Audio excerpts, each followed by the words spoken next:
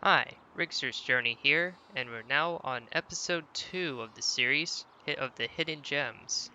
In this episode, I will be covering a hidden gem, a drifting 2014 Mercedes Benz Unimog U5023, tuned to S1 class. So, you might be thinking, is that really fast? No, it's not. It's a truck.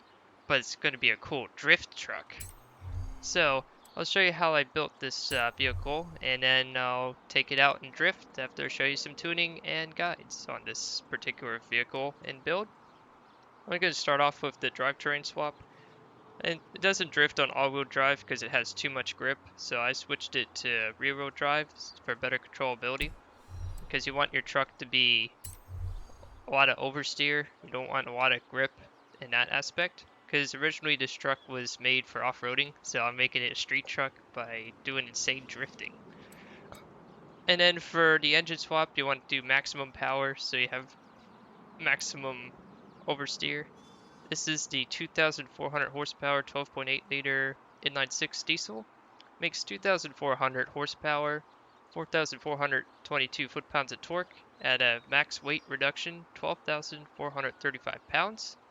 Almost 50-50 weight distribution with a displacement of 12,782 liters. Very massive engine. It's definitely worth getting though for this vehicle so you can drift around. I didn't put any bumpers or spoilers on it because it takes off the canvas I put on the vehicle.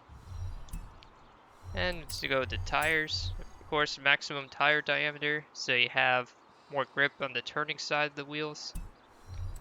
And also maximum rear so I have more grip when I do get it to oversteer.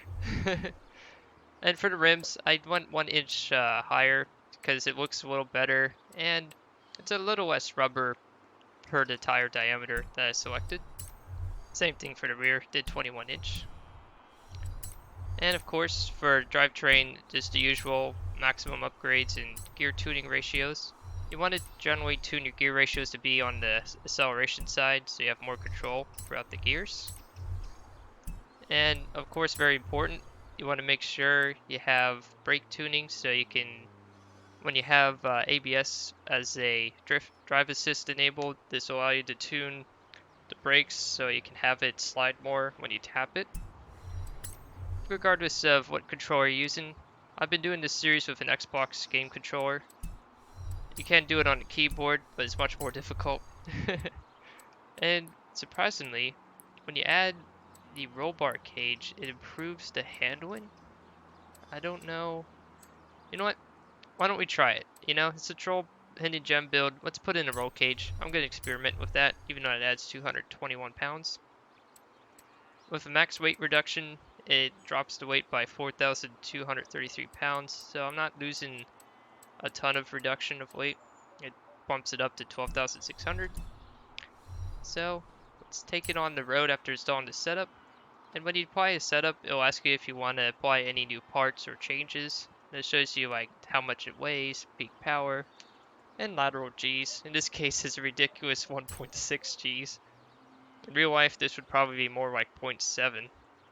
I think it's just because of the rubber tuning. Speaking of tuning, let's head over to there.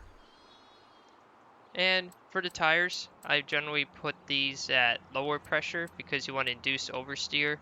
In real life, these tires would blow apart and not work, but it's a game, so you can play around with tire PSI that is much lower than you would do in real life. Gear ratios, I put more towards speed for this particular vehicle because it has so much torque that if I put it towards acceleration, I don't have any control in the gears at the speed I want it to drift. So that's why I go with 3.15 for the build. For alignment, camber, you want to be more aggressive on the negative, so that way the tires will cause more oversteer when you're inducing it. And for toe, I put the front at out positive 2.5 degrees because that will allow for more responsive steering as I'm turning the wheels. Caster, this is more of a preference thing.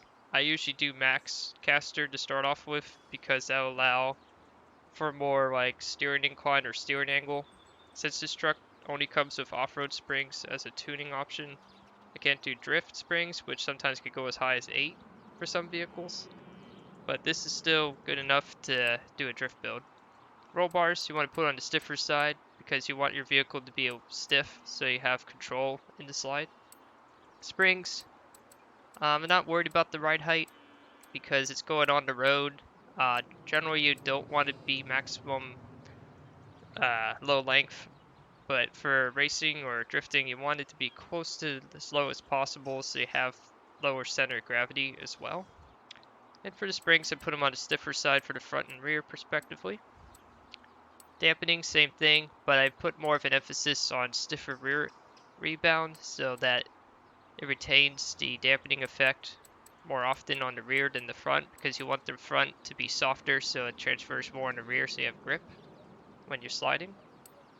There's no aerodynamics because it's a truck. And for braking, I put it towards more the rear, and I'm actually going to increase the brake pressure even higher because even though I'm using ABS, this doesn't normally play as a factor in this game. But higher brake force for drifting is usually a good idea so you lock the wheels more consistently. Differential, you want this to lock on a more aggressive setting so you induce more oversteer. I'm going to bump that up by 1%, and sometimes that can actually make all the difference. And as you can briefly see on the lateral G's too while doing this tuning, it said 1.6 for the tune, but in actuality it's really 0.89, 0.88 when you go on that fast. It's not going to really reach 120 that easily. This vehicle is very slow in terms of top end, because that's not what it's intended for. So I'm going to find a drift zone and go from there.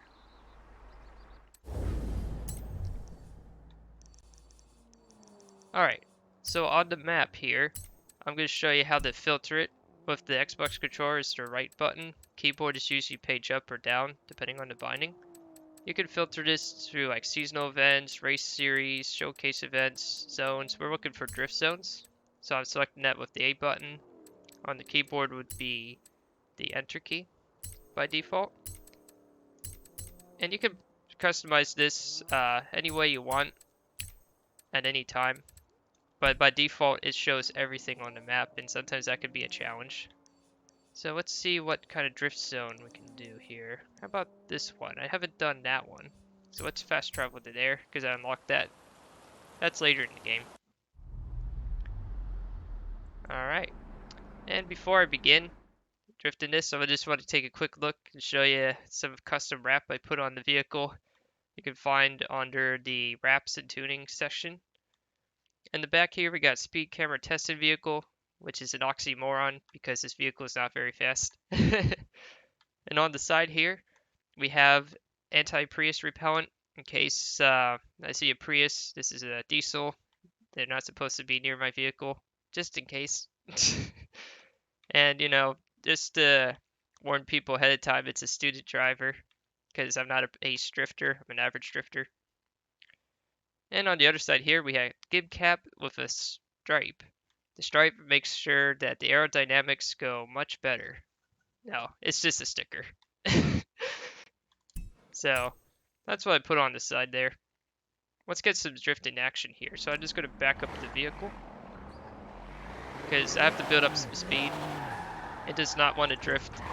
I played tested with this a little bit before I did this recording. So let's get some nice drift going around.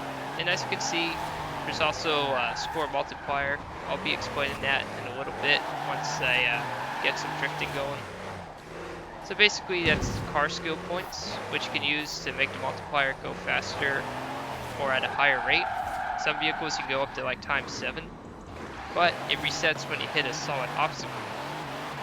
There is a way to counter that though, but I'll show that later. So let's get some drifting. It's at 4th gear at 60 miles an hour. It's actually doing pretty good. I mean, it's not gonna break a ton of records, but it's a Unimog doing a drift. And look at this, it's ridiculous. Just like sliding this truck all over the place, riding the wall of torque with twin turbos, and it's just a monster. Wow, that's a really good drift there. And another nice thing about this slow drift build, you can sometimes hit slow at objects, I mean, granted, these cars will ghost because I'm through the drift zone. But outside the drift zone, when you hit a solid obstacle, if you're slow enough, it actually doesn't recognize that you hit it. Because of going under, I guess, 70 miles an hour or something like that. I think it's 70. I have to fully test that. So, in the drift zone, you want to stay inside the flags, so that way it counts when the camera captures your drift. And of course, higher score means better. And I oversteered to the point where my drift was broken. This can happen in any drift vehicle, especially one that's not made for drifting. So I have to manipulate the gas and brakes. Oh, random person invited me to play while I'm recording. I don't know who that person is, but he is on my friends list. I'll have to take a look at that later. And yeah, I'm not going to be doing that because I'm doing a drift build. And I want to make sure to show off in this truck in all its glory. So we're going to do like one more or two runs so I can get a better score. I'm going to try a higher speed, so I'm going to try this in 5th gear. Ride that wall of torque. I mean, it has 4,000 foot-pounds of torque. You might as well be able to push the tires at a faster rate.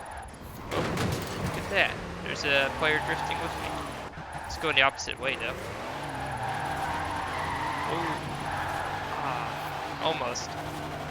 And also, if you're interested, I can share this build.